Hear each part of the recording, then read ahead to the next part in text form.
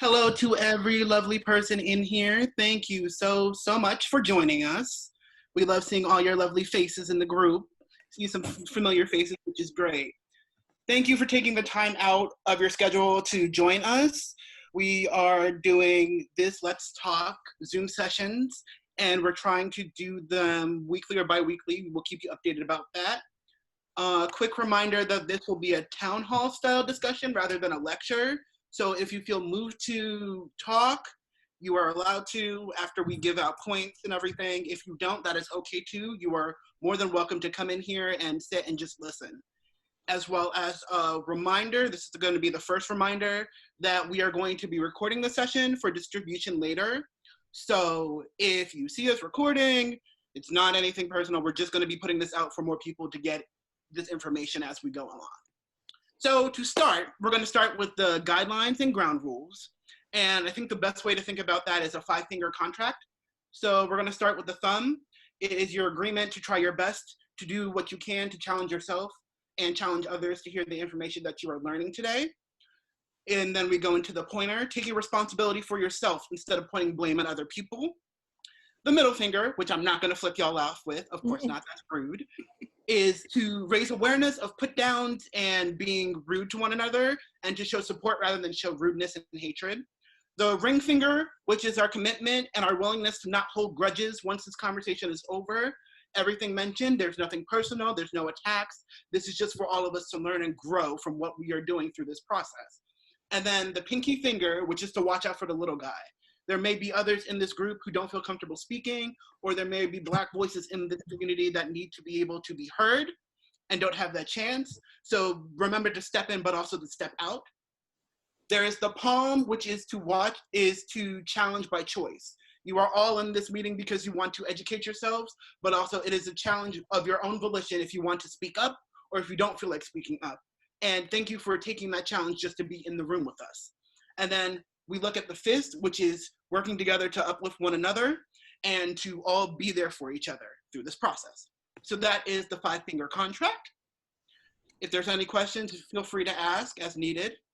We're going to take this time to remind you once again, please modify your Zoom name so that we have not only your name, but also your preferred pronouns so that we are able to address you properly. We don't want to misgender or give anyone any bad vibes in here. So name and pronouns, please. This is a brave space. So please be respectful of others and where they are coming from. Also be brave enough to see where other people may be challenging you from, and that we are going to attack ideas, not people. These Zoom meetings are going to be specifically catered to educating and fueling discussions about the Black experience. Therefore, please refrain from interrupting the Black voices that may enter the call. Confidentiality is also important. People may feel moved to introduce and share their own personal stories. Please do not share personal stories outside of this Zoom call.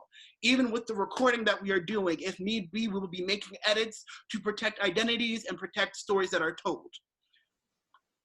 The only other thing that I can think of right now is if you have any questions you want to ask, we will have a Q&A section, and I will talk about that breakdown more in a bit.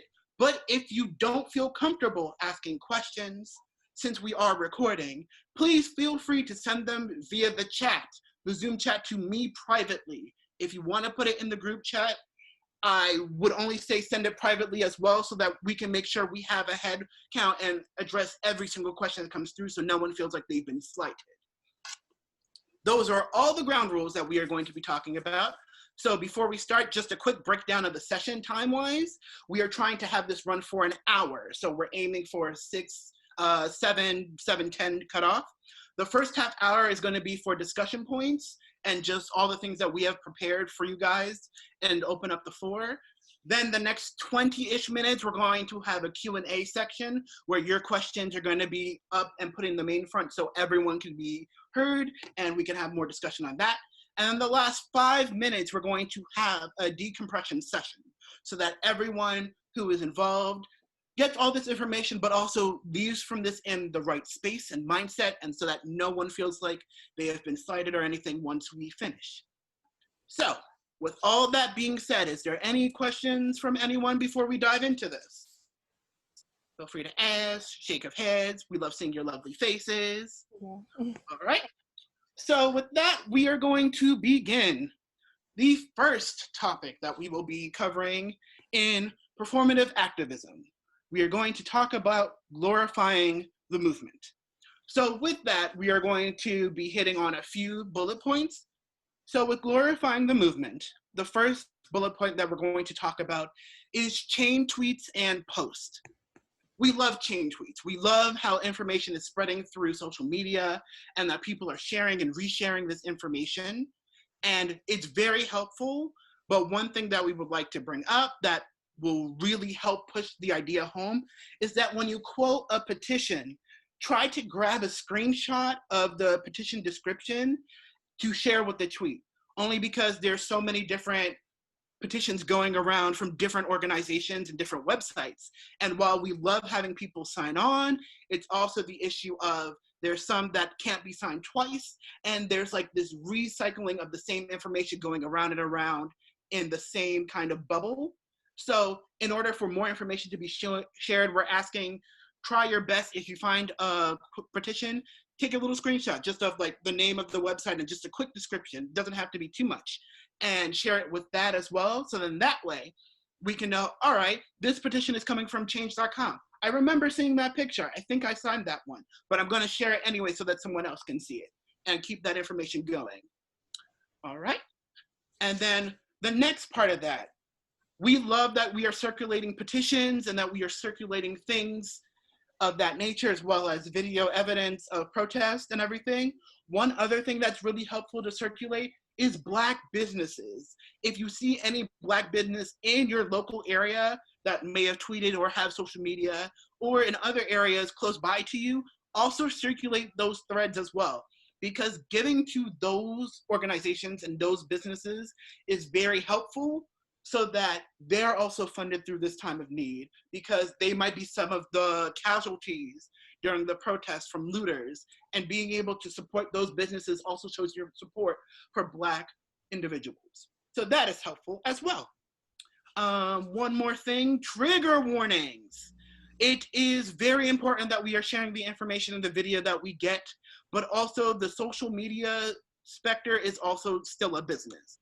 So with that, there is moments of desensitization that may happen because we are getting bombarded back to back to back to back to back with videos of, and trigger warning with the content I'm about to mention, violence, harm in any way, shape, or form, tear gas situations, children getting injured who may be in the crossfires, Black individuals, white individuals in general that may be in these protesting on the front lines. So with that, make sure you put a trigger warning if you can, when you quote tweet something or when you share something, and that's something that I'm also working on as well, just so that people have a fair warning of what's going on, and they're not just seeing something and being blindsided with that information. So with that, we go into symbolism that is connected with the movement. So the symbol that we are really looking towards today, right now, is the Black fist symbol. Facts. So with the Black fist symbol, the history of the symbol is that the symbol actually started in Mexico. This was a symbol that started in regards to the Industrial Revolution that happened in 1917. And with the origination of that symbol, it was spread around as a way to push more information out and get kind of like a visual connection with the movement as it's been going on.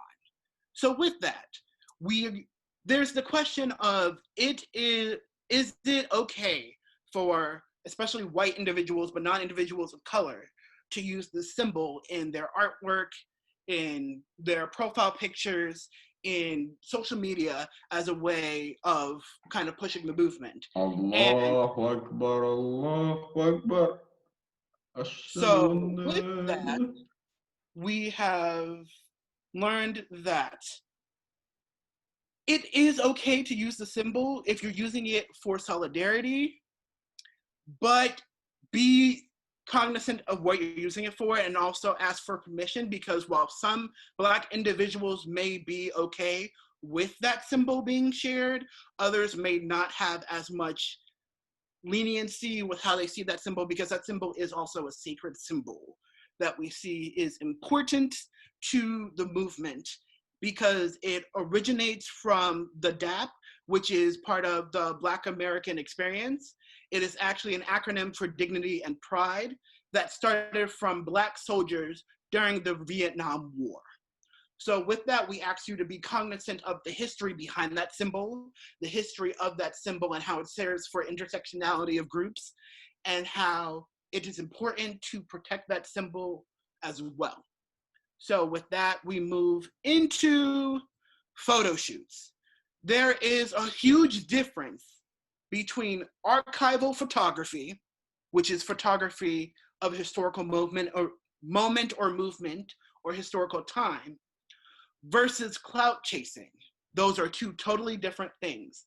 Archival photography is usually done by photographers who are trying to document this information, document what's going on in this history, to protect it so that in the future, 10, 20, 30 years to come, that information is still relevant and still open and shown for individuals, because history is sadly something that the winner creates. So you have the erasure of history all the time.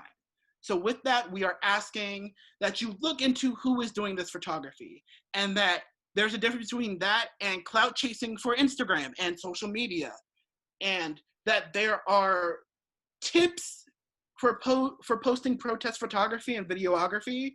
For example, I'm just gonna mention a few. Make sure that location is protected. Remove your location as much as you can before you post that.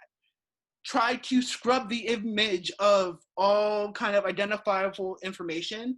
Like if you're posting a protest image, while it is important for putting it on social media, it's also important that you hide people's faces, because faces, tattoos, like markifiable evidence like that has the tendency for AI image control and searching to identify people. And there's a lot of the government right now who's doing that. So try to be careful with what you post and how you post it and when you post it. And just make sure that with all information that you're posting, with everything that you're doing in this activism and glorifying the movement, try to make sure that you are not overstepping the movement in any way, shape, or form to further personal agenda.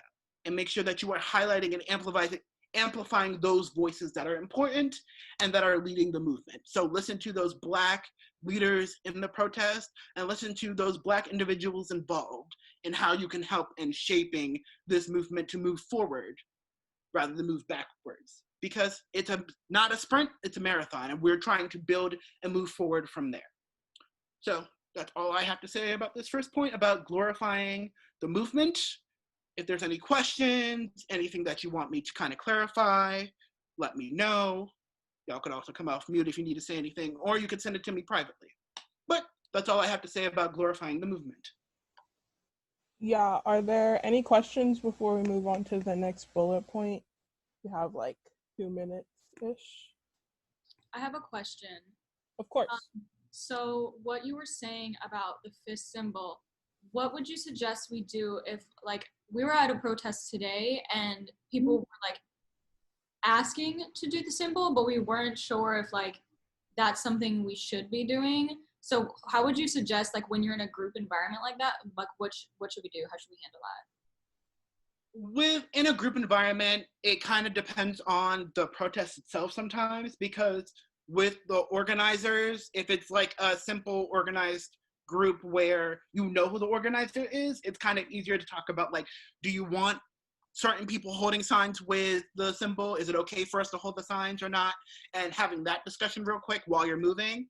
But when it's more of like kind of something that gets shared on social media, you don't know where the originator is, I would just say be cognizant of how the symbol is, because it could be as simple as you hold it, like if it says Black Lives Matter, that's not so bad, but you will have people sometimes who will come in and be like, oh, well, why does it have to be the Black fist? And kind of knowing that information and having the history behind it has a lot more to it. Just knowing simply like it is a symbol that symbolizes pride and symbolizes accountability and integrity, that goes a long way versus being like, I'm here to show solidarity, so I'm holding up the Black Lives Matter symbol. So really just knowing your history and kind of trying to keep that in mind and spreading that information goes so much further than just simply holding a sign and being like, okay, I'm holding a sign during the movement and stuff like that. So would that necessarily, like, if it's during, you know, a speaker or something and they ask for the symbol to be used in solidarity, like, that's something that's okay for us to do? Yes. Okay. Just making sure. Thank you. Thank you for asking the question. Yes. All right, cool. So thank you, Lou, for guiding us through that first bullet point. I am Cheyenne, and I'm gonna be guiding you guys through the second bullet point we have, which is about the bare minimum and apologies. So this kind of just want to make a blanket statement. The first bullet point under it is the memory loss effect. I just want you guys to realize that the Black Lives Matter movement, even without the name itself, has been going on for longer than just this week. This is years upon years in the making. So just because like an officer is charged or, you know, someone's case is reopened, that doesn't mean our fight is necessarily over. It just means that this is the smaller battle in the biggest war that we as Black people have to go through every single day of our lives. And I just want you guys to remember that when, you know, things are looking up, it's not something that you should just be forgetting and putting on the back burner. It's something that you have to continually talk about, continually educate about, fight for, etc., etc. But the next one we wanted to talk about really quickly was policing Black emotions. I just want to say that it's just really not okay at all, because Black people have notoriously had to adjust themselves in society because it doesn't cater to or care about us as much as it does our non-people of color counterparts. So telling us how to feel when Black people are constantly being, you know, victims of police brutality and killed at the hands of the police with no consequences really doesn't make any sense. In the eyes of the government, we are less than. So we have a right to be upset about that. And telling us, you know, oh, well, maybe if you weren't so violent, maybe if you listened, oh, this is what I hear this all the time. It's just not cool. It's not cute. And it's honestly, it's racist. Like, if you're saying that you're with us, but then saying those things, you can't really be with us, if that makes sense. You know what I mean? But yeah, it also perpetuates the idea that we have to act a certain way in society when other people get to feel certain ways about their favorite football team losing a championship, you know? So just to keep that in mind, it's really important that you don't police how Black people feel, because at the end of the day, we are Black and we go through this every single day, and you do not. So we have a right to be upset. And then we're going to talk about blanket statements. So a blanket statement is a generalization, obviously. And we're specifically talking about statements like all lives matter, all cops are bastards or bad, whatever you want the B to stand for, and Black Lives Matter. And so these are kind of used to signify, it's honestly used in two different ways. They're either used to signify a movement like the words Black Lives Matter and all cops are bad. But in other cases, they're used to belittle or demean those same movements like All Lives Matter or Blue Lives Matter in response to Black Lives Matter. And they're used to make a point to make us look right. But to explain that in the context of Black Lives Matter, it's this statement is I'm sorry, I have notes. I'm sorry, y'all. This statement is intentionally self-serving because we know from videos, statistics, life, that Black people are disproportionately experiencing police brutality to other races. So it is self-serving, but because nobody else is talking for us, we have to speak for us because nobody else will. So then to break up some of those statements quickly, for all cops are bad, I just want you guys to know that the police was founded on the basis of slave control. Those are the true roots of police. So when we say all cops are bad, we mean it because they use tactics that are tolerated against minorities but will not be tolerated against our upper and middle class non-people of color when used against them. So that's what that means as far as that's concerned. I read a really good NPR article that will include after the video's done if you guys want to read up on it and learn a little bit more about the history behind the police force. And then in response to people talking about how Martin Luther King or George Floyd, for that matter, wouldn't want these things to be happening, you know, we can't really assume that those people wouldn't want these things to be happening because unfortunately we cannot ask them. But we do know that Martin Luther King in particular did everything he could to make sure that the protests were kept nonviolent, but he also said that riots are inevitable. You know, it took 6 days of rioting for the Civil Rights Act to be passed, and we know that it works from that history. So, and as lots of historians like to say, history repeats itself. So if that's what we have to do, then that's what we're gonna continue to do and continue to fight. And, you know, I hope that y'all continue to join us on that fight. Yeah, and then All Lives Matter, I touched on this earlier, but it was literally just created to demean and belittle the Black Lives Matter movement. As far as I know, there are no All Lives Matter chapters but there are Black Lives Matter chapters in various cities that help to continue the fight beyond when there's a video released of a police officer perpetuating some brutality against our Black brothers and sisters. But and then the last one I have is abolish the police. But I just want to talk really quickly. Obviously, police are needed. We're not saying to completely obliterate the police force. We're saying we need to fund organizations and nonprofits that help to lower the need for police in communities, especially Black communities and impoverished communities where they run prevalent and, you know, continue to do these things.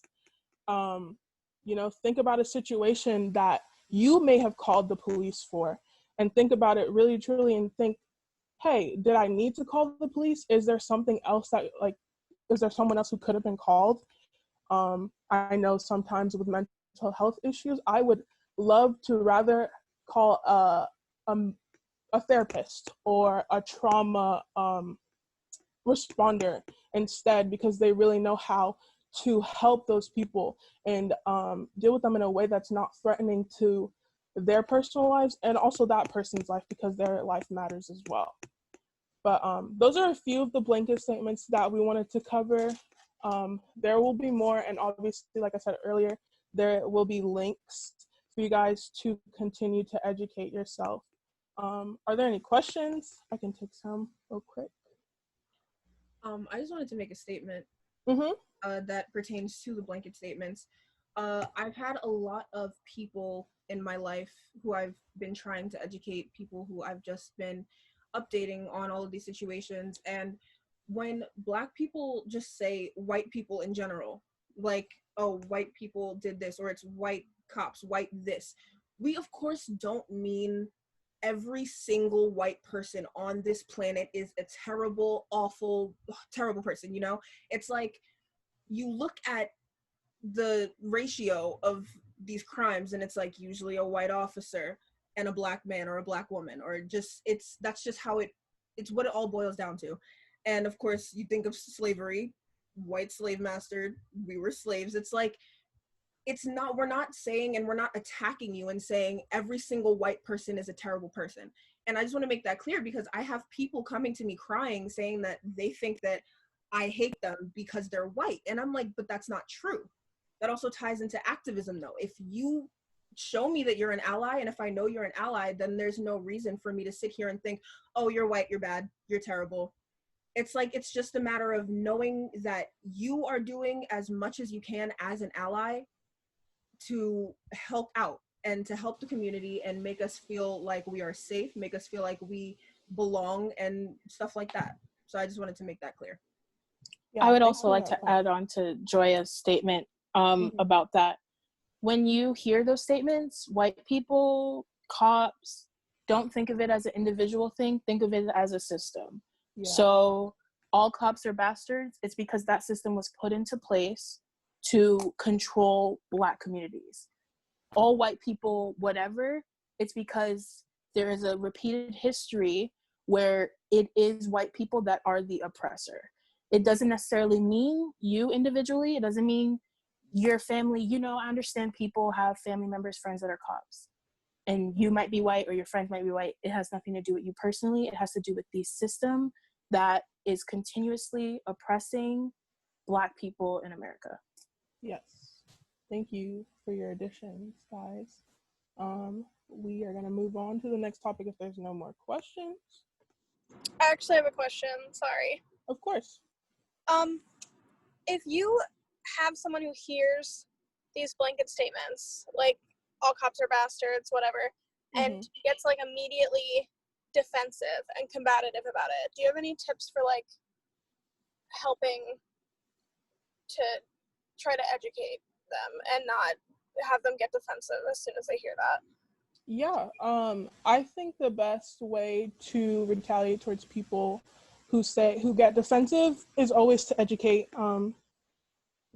Provide them with sources. They might not know any better. Sometimes our defense is our protection for ourselves. So sometimes they really don't know any better, and all you can do is provide them the sources that you might know or sources that you yourself have used to educate them. And then, if they continue to be defensive or they don't want to use those sources, then that's on them, and they're continuing to perpetuate that systematic oppression that we've all dealt with for years. So that would be my suggestion.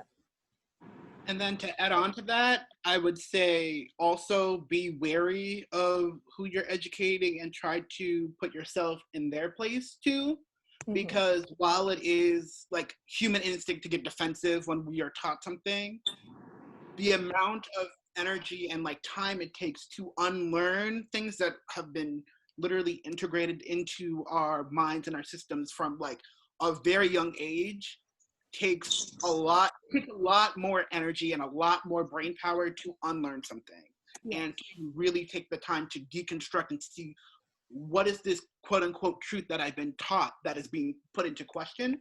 So sometimes if people do get defensive, it's not always necessarily that they don't hear you and they want to stay ignorant. Sometimes they do need the time to sit with the information you just gave them. Yeah. So if you see someone that's also getting really defensive, sometimes you have to just say, here's this information, here is the sources that I have for it. If you want to talk about it later, I'm open to have the discussion. And you've done your best just by doing that sometimes. Yes. So. Yes. All right, thank you. No problem. All right, we are going to move on to the next topic. Hello, everyone. I am Hunter, and I will be talking about our next topic, which is what allyship looks like. It's probably the most relevant topic right now because all of you here who aren't Black are here because you want to learn how to become a better ally. So here we are to give you the resources to do that. Well, I want to preface this by saying anytime that you want to take your first steps as an ally, you have to ask yourself some questions. So I would say you have to think, why am I doing this? Who am I doing it for? And what do I expect the outcome of this to be? What do I want my impact to be by doing this? If any of those questions that you're answering yourself relate to you personally, you are not necessarily taking effective steps to further this movement. And like Cheyenne mentioned, this is something that has been going on for so long in our country and in our world, but this won't end with the protests and the movement that is going on today. So when you ask yourself these questions, you are going to learn how to become an effective ally later on, where you won't have to question everything you do. It'll just become naturally, because at the end of the day, you don't want to not only be not racist, you want to be anti-racist. You want to be as angry as we are. You want to fight everything that is coming your way and coming our way so that we can handle this movement together. So the first thing I want to touch on in terms of allyship is kind of what you can do to extend your activism beyond social media. Right now, we have a huge responsibility as the upcoming generation because, you know, this movement is becoming so strong in the aftermath of George Floyd's death because we have Twitter, we have Instagram. You know, these are not materials that we had in the past that could push this agenda forward, because as we can see, media outlets that reach the older generation more than they do us, they're not necessarily feeding out the proper information. They're not telling those people everything. So it's our responsibility to feed that out. And that's why it's becoming so big, is because we are documenting everything. And you know, social media, things spread like wildfire, right? So you just kind of have to be mindful of your responsibility on social media, but also what you're going to do once you log off. So keep in mind that, you know, everyone has been sharing a lot of donation links and petitions, and that is amazing. That's wonderful. But you should also keep in mind your own community, and it's something that Lou touched on earlier. You know, Black businesses in your area, Black people that you know and that you come into contact with all the time. Are you checking up on those people? Are you giving them the resources so that they feel safe around you? And what can you do to help them get through this time? You know, because a lot of people, you share your information on social media, but you're not necessarily coming in direct contact with Black people. So in terms of allyship, you do not want to be sheltered. You do not want to shelter yourself and keep yourself in a box, because at the end of the day, if you're not Black, you don't know everything. So you need to be having that direct communication with the Black community so that you know whether or not what you're doing at the moment is right or not. You know, use this as a stepping stone to the future, because this won't end anytime soon. I promise you that. And something else, just some other questions that you might want to ask yourself every time you're going into your first steps in being an ally.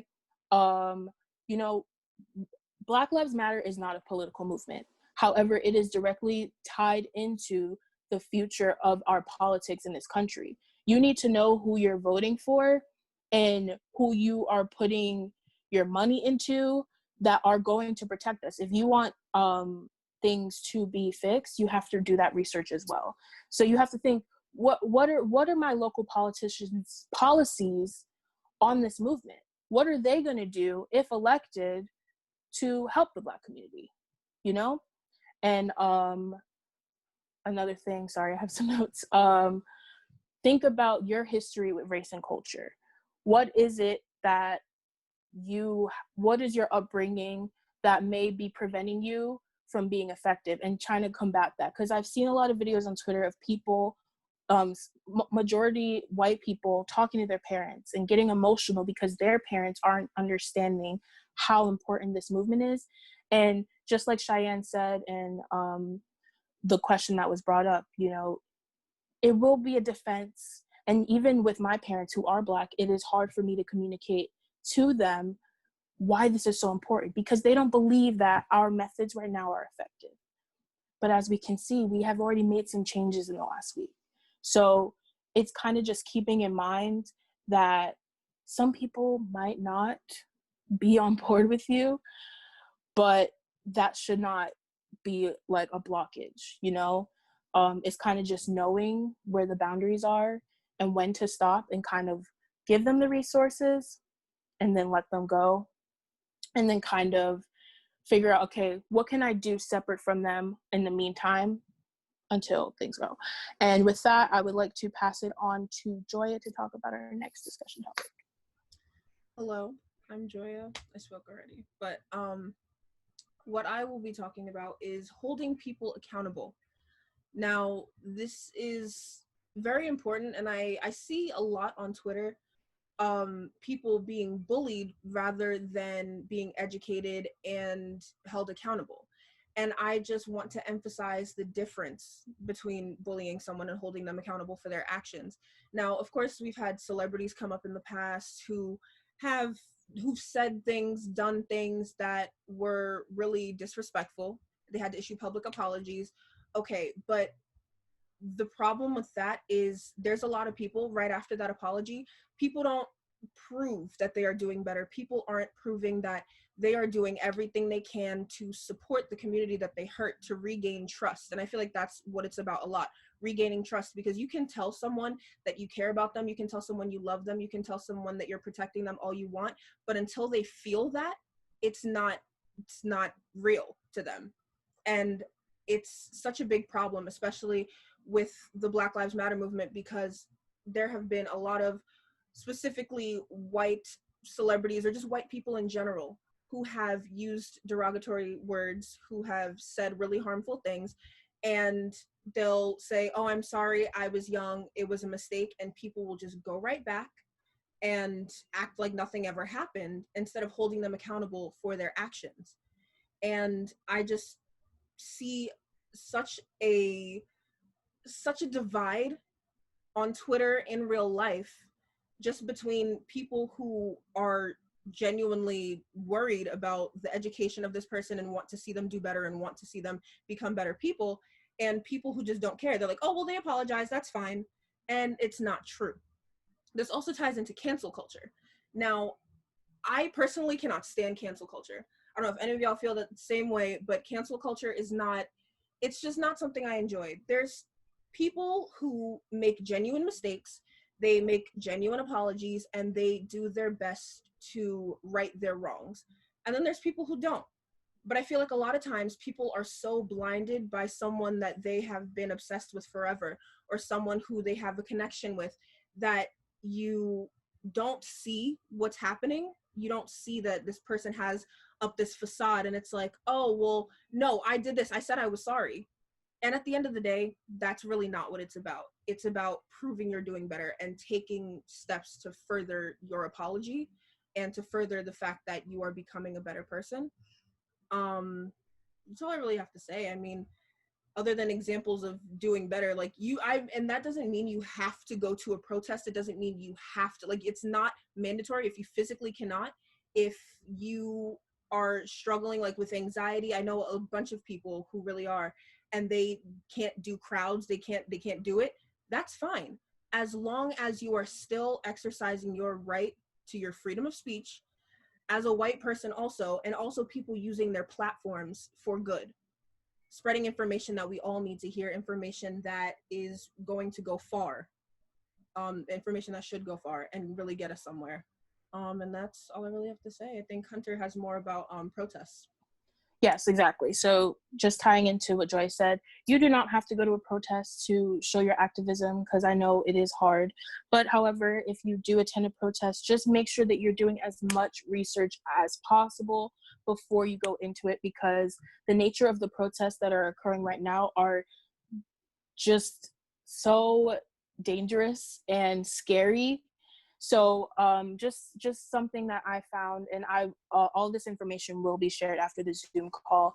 Just make sure you're keeping track of what you should wear. Make sure that you are wearing protective clothing, not just for your body, but for your face, because obviously there will be tear gas and rubber bullets, and you never know what they might throw at you. So just make sure that you are protecting your physical body. And then also, if you are able to, bringing extra materials for the people around you, because going to a protest, not only protect yourself, but try to protect everyone who is in solidarity with you and marching with you. I will release some materials as well for things to do in the event of getting hurt or being exposed to tear gas as well. Make sure that you're being mindful of your phone, because obviously there are some blockages with the signal, and you know, you never know what might happen. I would say something great to do if you're going to a protest, make sure that you're letting the people that love you know, so that they can keep track of you just in case, because unfortunately there are people that are going missing and getting hurt, getting arrested. You want to make sure that you are covered in that sense, because there is a chance that you might get arrested, there's a chance you might get hurt. Unfortunately, there has been some sex trafficking cases as well, so just be mindful of that in your space and being careful, but also letting people that know you know that you're doing this so that you can be protected on all fronts. And just you know, just keep all the materials with you. So bring a snack. It could be granola bars, something really simple. Obviously these protests are going around in the wake of a pandemic, so just being careful with that. You know, if you can wear gloves, wear gloves. I would say also bring additional masks, because if you are out in the protest for a long period of time, that one mask that you're wearing might wear out. So just, you know, being prepared on that front as well. But like I said, we will share some links so that you can keep up with things that you should do before you attend a protest. But that's kind of just like the basis of what I want to tell you guys, just so that you are being safe. And also share this with people that you know are going to protest as well. But that's kind of the end of our what allyship looks like. Does anyone have any questions, anything they want to say? Hey, I have a question, which is, you might already have this in the linked materials, but I know I've seen some things going around about knowing your rights as a protester, especially if you are a minor and for any reason, you know, aren't accompanied. So if you don't have, one, do you have that link? And two, if you don't have it and I find it, would it be okay if I send it to you? Yes, of just course. If that's not already something. Okay. Yes, not just for you, but anyone. If you guys have any additional information that we may not have covered, feel free to send us anything and everything, because we will be putting all of these together for not just you guys attending, but everyone outside as well. So thank you for making that point. Definitely send us anything that you have, please. Okay. Thank you. Anyone else has anything? We're integrating into our question and answer portion, but if you guys have anything to say, just let me know. I have another question. Of course. So how do we have like a conversation? Because I've been trying to have conversations with people that are doing things behind the scenes, like donating and stuff like that, but they're not necessarily sharing like more resources on their social media platforms, regardless of size of their platforms. So like, how can we encourage or stress the importance of that to those people? Because I have people just dismissive of it. Yes, I understand that. I think some people don't understand that this doesn't just start and end with you. This is a chain reaction. So every historic movement, every protest, every rebellion, yes, it might start with one person, but it's a domino effect. So you donating, signing petitions is fantastic. But if you want to actually change the world, pass it on to someone else who can then pass it on to someone else, because then that's how it gets spread everywhere. Because just like I was saying about social media, that's why social media is so important, because we get to spread information like wildfire. And the things that we have done in the past week, it would not have happened if it was one person keeping that information to themselves. So I think that's something that you could let them know, is like, think about all the people that you could change or affect, and think about the people that they could educate. It doesn't end with you. That's just kind of something that you could tell them. And then how would you suggest, like, thank you for that. And how would you suggest, like, if we're like kind of met with frustration about that, because I have like people who are kind of like, well, clearly anything I'm doing is never going to be enough. So like, I'd rather just sit back, do what I'm doing, and don't share anything. That ties into my first point that I made, is just kind of letting them know that when you are trying to be an ally, it has nothing to do with you. So if you are more concerned about how you might feel, then it's something that you kind of have to reflect in with yourself. why am I so focused on myself in terms of this movement and not how I'm bettering the lives of Black people? I think that would be important to have a discussion with them with, but at the same time, if they are not responding, just kind of let them kind of learn on their own, but just giving them that information. And just another point to that, part of it could also be just them really getting overwhelmed with everything going on, because this is a difficult time right now, and with all this information and everything, it is hard sometimes when you're trying to figure out where you're going through, and then people are kind of coming at you trying to tell you, oh, you should do this and this and this, and they might have good intentions, but just the way that the state that you are in right now, you can't really receive it in the best mind. So sometimes it might be that they need to take a break and they need to take time away.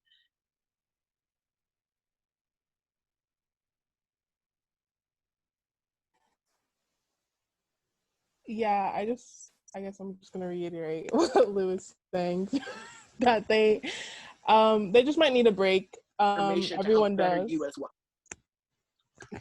Right. We all do need breaks sometimes. And Yeah. just like, I need to give this information to you as a friend, but I understand if you need.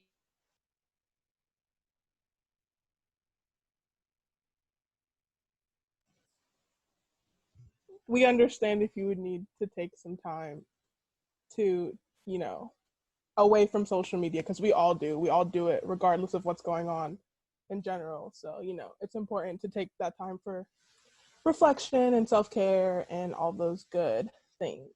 Are there any more questions? Yeah.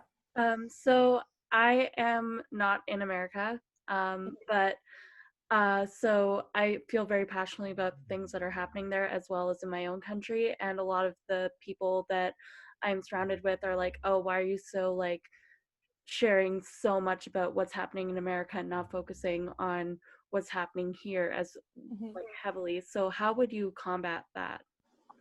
Do you want to speak? Hunter, Sorry.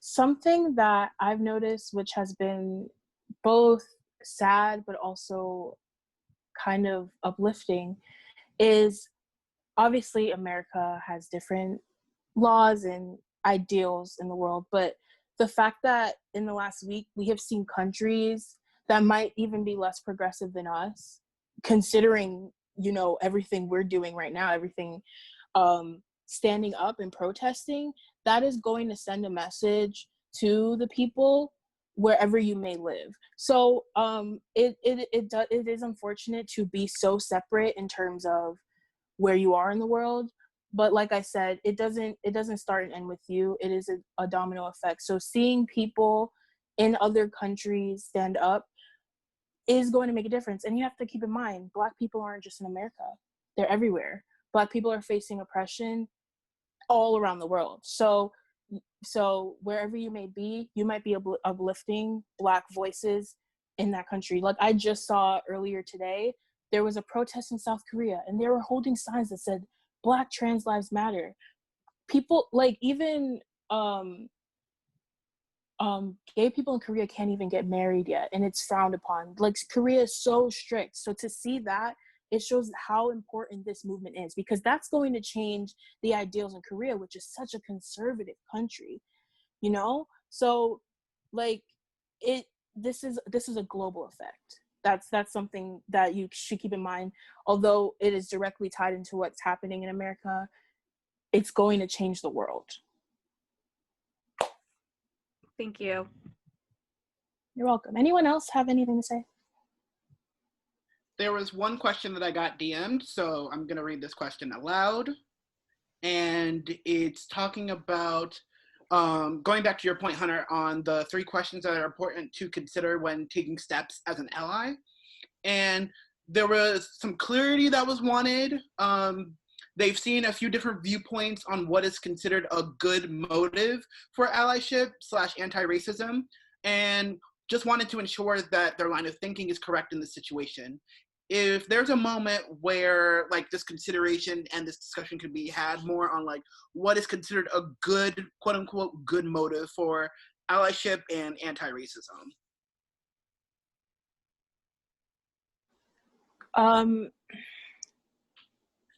That's a good question. Okay, so honestly, it's kind of going back to what I said about being anti-racist. You kind of just have to think about like the oppression of Black people in America. For us, it's something that is ingrained into us. It's something that we can't step away from. So it's kind of you thinking about the history of oppression of Black people, what you're seeing on social media. If those things are upsetting to you, you have to kind of find that motive within yourself. It's like, why do I care about this movement so much? It's because you know that Black lives are just as equal as any other lives. It's something that you're passionate about. So that is motive enough. It's okay if you kind of think within yourself, like, I care about this because of, you might even think of specific people in your life that you want to protect, that you want to uplift. That's totally fine. That's amazing, actually. But what I was saying kind of just tied more into like making sure, at least right now, because obviously it might be difficult if your only source of speaking is social media, just making sure that you're keeping in mind your motive and what you expect to gain from that, and just that you're trying to help and not hurt, and you're doing everything as effective as possible. Yeah. Can I add to that point? Of course. I just want to say that another way that I've been helping my like white friends to become, you know, anti-racist and be as best an ally to me and all the people that they know who are Black around them is by consuming literature, movies. You know, there's thousands upon thousands of movies about this subject, about how long it goes back, and how you know, movies about Emmett Till and like 13th on Netflix, and about how the prison system is just, you know, glorified slavery, just things like that, that you can take the time out of your day to consume, rather than being like on social media. There's lots of lists I've found about Black literature that I would be happy to share into the links that we're going to put out, that you can take the time to read and consume and really think about, because like Hunter said, we live with this. Like, it's something so ingrained within us that it's very hard for us to explain, and it's also taxing for us as people to explain time and time again. So take that initiative. I think a good ally is somebody who, you know, instead of going to everyone they know who has information about it, seeking out that information yourself. You know, that proves that you yourself want to go and make that change for your life personally. So I think that's also another good way to prove or to become anti-racist and to prove your allyship in a way that's more than just retweeting a tweet on Twitter. Not that that's not a great way, but you know. I in the chat I included a link to a Twitter thread that has lists of Black literature, all in PDFs. So it's not like you don't have to go to the library, you don't have to buy the book. They're all PDFs, and I linked it in the chat. If anybody wants to take a look at that also. Also, All right. Oh, sorry, Lou. Go. I know that Haley mentioned a good book about Indigenous Aussie history and Black people of Australia. It's a movie called Rabbit Proof Fence. That's also a good movie to look into, because this movement, as we mentioned before, is intersectional, and it doesn't just affect us in the US. It may be talked about more in the US, but it is a global phenomenon. And if you're able to get out and get into your communities and look into how you can help your communities, no matter where you're located, you are also doing the good work that way. And sharing that educational resource is really important. So thank you, Haley, for that as well. Does anyone else have any questions?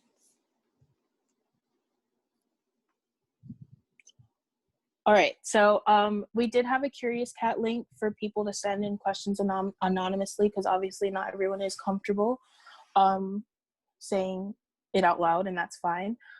So I'm just gonna talk about some of those things. And obviously all the moderators, you can jump in and answer the questions. So first question I have is, what do you do when you see protesters on the side of the street holding signs toward the traffic? Is honking in support disrespectful? I've seen a lot of these videos, and this is just my personal feelings on it, and just keep in mind my feelings aren't law. So you know, I don't have to be the right person. But something I noticed is a lot of white allies in small communities, conservative communities, they don't have many options in terms of gaining support. So the fact that that one person decided, I'm going to put up some signs in my neighborhood.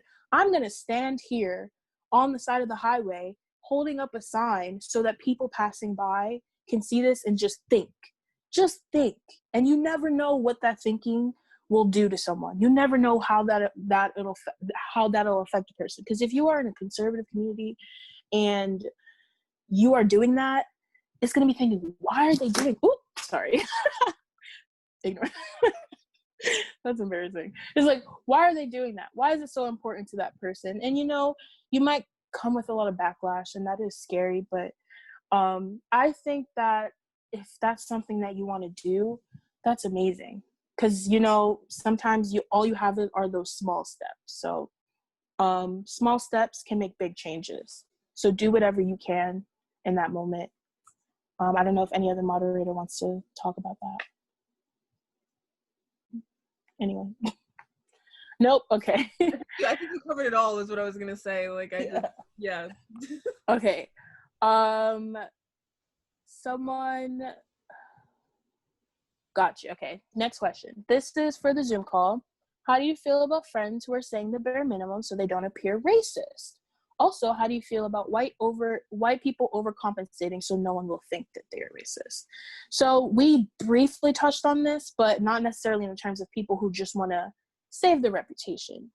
I think intent is a big thing, and it's really unfortunate because as Black people, that's something that we have to think about for our entire lives, is like, what might be this person's intentions with me?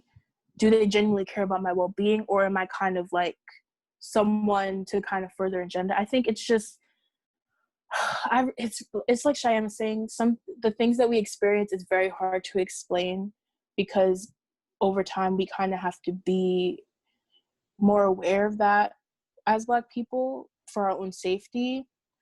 But if you feel that your friends or just anyone around you might be doing that to save their reputation, it is tough, because with racism, it festers so deep into people, you never know what they might do.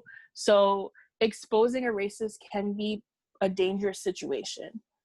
So I would just say be safe in that mindset. Is it just that they are trying to cover their racism, or that they just don't really know? Because like Lou said earlier in the Zoom call, some people that's just something that they were born with, raised around. So it's very hard to unlearn something. So kind of just being a stepping stone to that, if you feel like that's a responsibility that you want to take on, you know, do that and try your best to reform that person, educate that person, and make them become better, but also be safe, because it is hard. It's very difficult, especially for Black people. So just that's keep in mind. Any points on that? I would also say, like, you know, like we were saying earlier, it is, as a person who wants to be an ally and wanting to educate their friends, like, it's important. But also, like, if they're not hearing you, they're not hearing you. You know, like, it's unfortunate, but there are some people that you have to, like, let go of.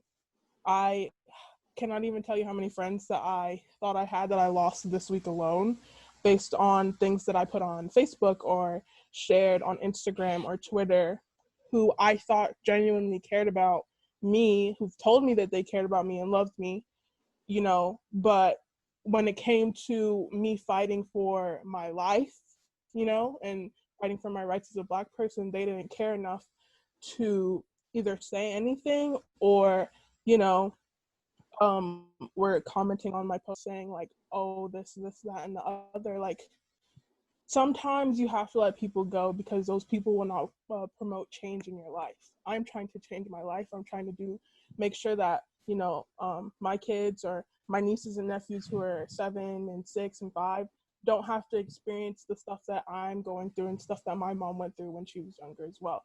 So, just making sure that you're aware when it's time to let go, like not everybody needs to be in your life forever, especially if they're not with you every step of the way. So Exactly.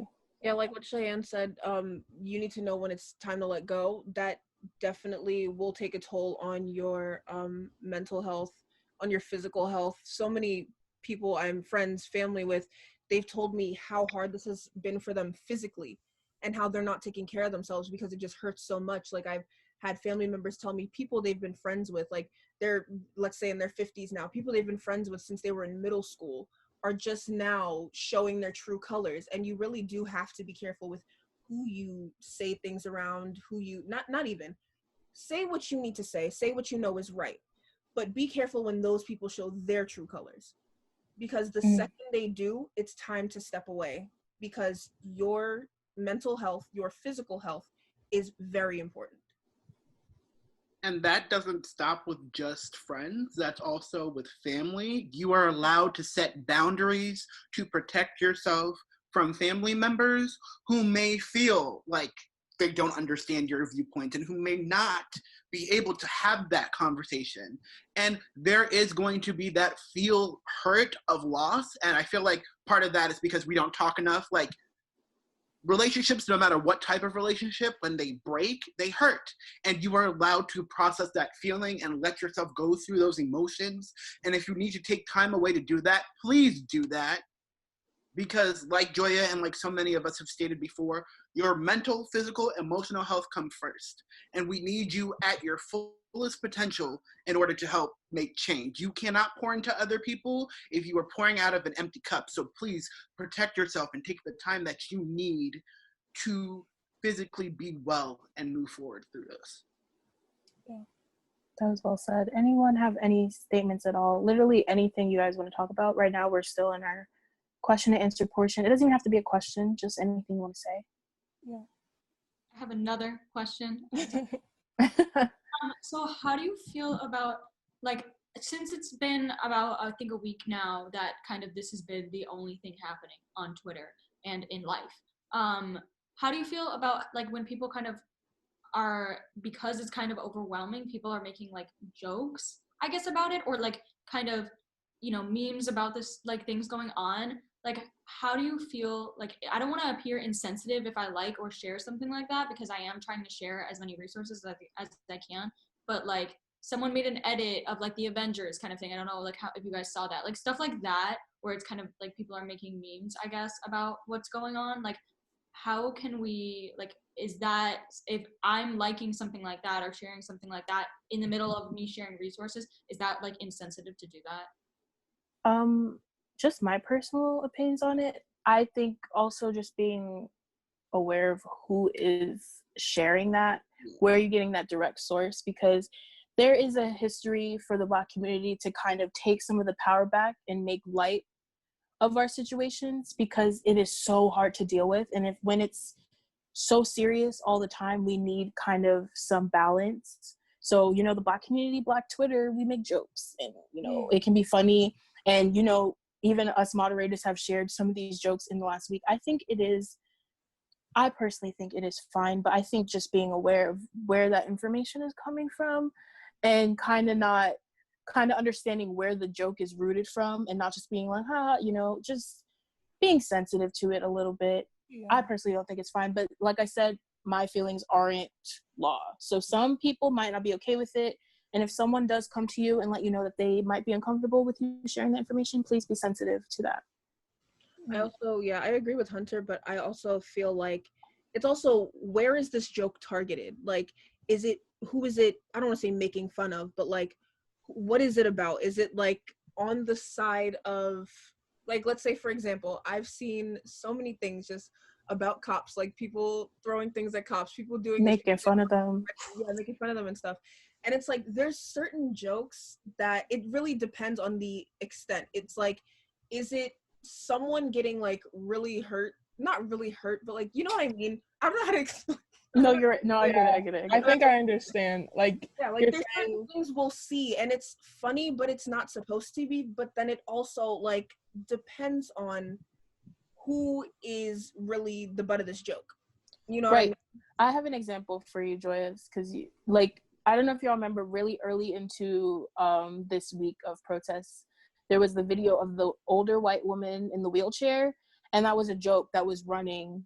And I know some people probably didn't want to laugh because, you know, it's kind of like on the lines of that. Sometimes you might be like, oh my God, this is not funny because of the nature of it. But when you really look into it, you understand her intentions. You're like, oh, well, I don't know. I guess it's just kind of using your judgment. Yeah. It's all about using your common sense, your judgment, and seeking out where these jokes are stemming from. Because if, like Joy said, like, if they're on our side, I guess, you know, like making fun of cops or like something a cop did while at a protest that someone caught on video, like, and it's circulating and it's funny, like, then personally I think that's fine. Like, yeah, again, it goes back to like, we think that whole entire system is rooted in oppression, so like they'll be fine if I laugh at a 30-second video of them set to the Avengers or something. Like, it's really just about like taking the time for the 2 seconds it takes to retweet to really be like, okay, what's the basis of this joke, what's the what's the, you know, where is it coming from? And if it's not hateful in its purposes, then I honestly think that it's fine, because humor heals, and this is a really, really, really tough time for everyone involved. So taking that 2 second or 30 second minute of 30 second moment of reprieve is perfectly fine in my opinion. I see that Theo has his hand up. Did you have a question or something, or a statement? Yeah, I just was wondering if anyone, any of the Black voices in the room have any input on how we as white people and non-Black people of color can support their Black friends on a personal level during this time, because I feel like I have been trying to check up on my Black friends and make sure that they are doing okay mentally and that they have everything they need to be okay right now. But if there's any, I was wondering if there was anything else that we might not have thought of that we can do to support you all. Honestly, a message is really nice. A message goes a long way. Just making us aware that you are here. I know for me personally, I've gotten a lot of messages in the last week, and honestly, sometimes it's really overwhelming. So I think also understanding that the response might not be what you want it to be. Yeah. Because sometimes you get these messages of support and you're not really sure how to respond because you're so in your head about what's happening to you. And I just think if you are checking up on your Black friends and just at least letting them know that when the time comes, they can come to you, I think that goes a long way. You know, just I don't know. I can expand if you'd like me to on that. Yes. I guess I'll just do like a quick like personal like thing. This week was really, really hard for me because I essentially live alone. My mom is home like very rarely. And I wasn't really getting a chance to like remove myself completely from what was happening because, you know, we're in quarantine. I'm not currently working, so obviously I'm on social media a lot more, blah, blah, blah. But I was reaching out to one of my really good friends, and I kept like hinting. I was like, I really want to talk to you, like, you know, on like a phone call. Like, I'd really like to talk to you. Are you busy? And she just wasn't really getting it. And so I took initiative and reached out and like called her randomly one day, and we talked for like 2 hours, and I felt like a weight was kind of like lifted off my chest almost. Like, sometimes making the time to do something as uncomfortable as phone calling can be for some of us, to talk to your friends and truly check up on them beyond like a message and pick their brain about how they're doing will really, really help them as far as like them caring for themselves. Because after we talked, I had to text her. I was like, I'm so sorry I ambushed you, but I needed to talk to you because I was going crazy, it felt like. So, you know, beyond a message, a phone call, since we can't all be together right now, does wonders, you know, like a quick FaceTime, like anything that you can do beyond a message, because I assure you that they're probably getting a lot of messages already, would do wonders, honestly. Also, I thought of something else. Sorry. Too? Oh, Lou, go first. Yeah. Just a quick add-on to that, like, also know that if we do get messages and we don't always answer, it's not necessarily that we don't see it. Sometimes we are in our own headspace of just being like, things are too much and like we have to withdraw right now and just need to take away time. Because even with me, like, I'm getting so many messages and I love y'all so much, but also like my own mind and my own space, like I needed to like cut myself away from my phone and away from social media and just go be by myself for a while. So give also that space of processing to people if you don't always get a response immediately, and know that we are thinking of you and we do appreciate your messages, but sometimes we need to step away for whatever reason it may be. Yes. Something that I thought about Cheyenne was speaking. This is a very case by case. So definitely, depending on your friend, approach this with caution. But something that I personally have felt the love from my friends that are allies, my non-Black friends, is also just talking about something else. Sometimes we do need an escape. So when my friend comes and lets them know first off that they are here for me, but they also want to have a conversation to just kind of lighten the mood, maybe just make me feel a little better about something else, it's so helpful too. Like I don't know if y'all follow me, but I had a whole discourse on the timeline about the Wiggles. I was crying. I was in tears. I was laughing. Stuff like that is so dumb. But like I was getting messages of these jokes and it was like, wow, like I got to step out of my brain for a second and laugh about something so stupid, but like that it makes you feel light. Like even if you, and this goes back to Rebecca's question, like if you have a joke that you want to say about what's going on, one of my friends DM'd me and was like, what's your PayPal? I'm about to pay you reparations. I was like, why? Like stuff like that. Like like you can find, like it's not necessarily insensitive to find humor in this, but like I said, proceed with caution based on your friend, because you never know how someone might feel about your humor or you trying to make light of it. But that it is nice. It is nice to step away from the situation too. Yeah. One question that was not meant to be funny originally, but piggybacking off of that might be. So I was going to ask, I don't know if this is already out there, but since you guys are taking time out of your already super busy schedules this week to put everything together and to, help talk with everybody through this, is there any way that we can like Venmo or PayPal and compensate for all of the moderators in this conversation, if we're able? That is I personally feel weird. Yeah. I feel weird. I don't like accepting. I don't like That's fine.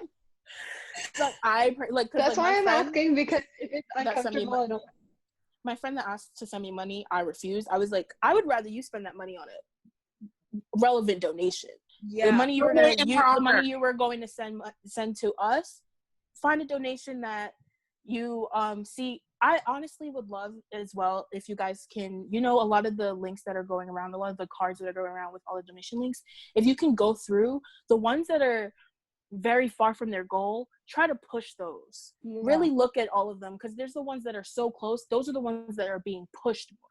So if you can like go through the donation links and just obviously we're going to share some of that information after. If you can see the ones that are struggling a little bit, share those. The money that you want to send to us, put it there. Yeah. All right, thank you. Yeah, just like to reiterate what Hunter said, like also, we did this just because we felt so compelled to speak to everyone, because we feel like not everybody has a platform. Like, I've had people tell me that they can't talk to their families, they can't talk to their friends because nobody's understanding and nobody's taking the time out to educate themselves. And it really like bothers me because I understand. I definitely understand. There's certain things that I just don't want to talk about with people that are around me. And it's easier to have a platform where you know people are going to be talking about the same thing. People want to hear what you have to say. And it's like, it's just a good thing. And I just really wanted to express that and let you guys know that this is just because we want to educate as many people as we can, and we just want to make everybody feel comfortable at the end of the day. Also, it may seem like we're putting so much effort, and we are, it is a lot, but keep in mind, I just want to let, if you guys are worried, this is also helping us. This is something that we care about so much, so it is helping us as well. So you don't have to worry too much about us. This is like, has been a very healing and amazing time for me, at least. So thank you guys for being here. So you being here is the support that we wanted, because that's showing even more than most people, you know? Yeah. Anyone want to say anything? Any other questions? I have a quick question. There's music on in the background because my dad's listening to it, so please excuse that. But I was wondering, this is kind of more of a general question, but like, is there a way to like check the like how valid like a petition is, or like a donation, like just in general, like is there like any specific like organizations that are more valid, I guess, than other ones? Does that make any sense? Because I know there's like it does. The internet's messed up sometimes, and I feel like when I go to look for petitions, I'm like, how do I know if this is legit or not? Does that make sense? Yes. Yeah. Okay, thanks. So starting off with that, one good thing, because that also brings up a good thing, like change.org, great website for petition, great website to share around. When they ask for donations, do not donate to them, because that money is not going to any fund. It is directly going into their pockets in order to, I think, fund the website and stuff like that. But none of those donations are going to be going to certain like funds or organizations that will actually help bring change. So I wouldn't recommend those. Other donation sites, it's kind of hard. It's a case by case basis, I would say. So you have to kind of like pick and choose and read the information. Like, there are GoFundMes going around that are going towards bail. Those are usually real. They will usually have an organization or a certain organizer that is heading it, that you can look into, that is connected to other organizations. So you have to kind of pick and choose and really discern what information and who these organizations are with. And there will be like social media accounts or like websites kind of connected to them to give you more information on what they're doing in most cases. Yeah. You go, Shy. I just want to say, like, I think about it as like, if I can take a minute or to 5 minutes thinking about what I'm going to buy at the mall, just take that time to look into whatever you want to donate to and ensure its validity. So you're not, putting your money into something shady. Right. I wanted to say, because I know there was a period this week where I was just going through donations. I was just trying to give what I can. And sometimes you just kind of like, and that same goes with petitions. Sometimes you put your blinders on. You're like, I'm just going to go, right? Something that I noticed is a lot of people are using Venmo more than creating a GoFundMe, because it's easier to get that money very quickly.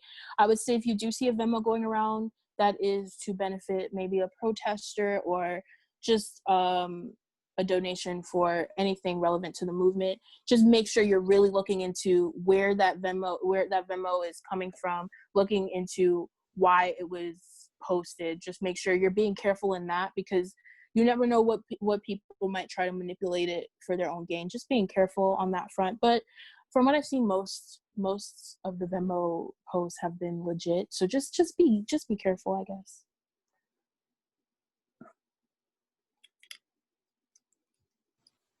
Any other questions? Yeah. I just want to say thank you for doing this. This was incredible, and I can't wait for more. And y'all are awesome, and this was incredible. Oh, thank you It means so a lot much. because we didn't know how this was going to turn out. We didn't know what was going to happen. Yeah. We knew what we were going to talk about. We were like, but are people going to care? Do people already know? Or are we just going to be repeating ourselves? But the thing is, with situations like this, with movements like this, you do need to repeat yourself. You really need to get that point across, because there's some things people may have heard in the past that really don't stick. But like, we just need to keep it going, keep it pushing, keep pushing the agenda and everything. And it's like, I really appreciate the fact, we all appreciate the fact that everybody really came and asked questions and participated, and it's such a good thing to see everybody so involved, and I love it. We love it.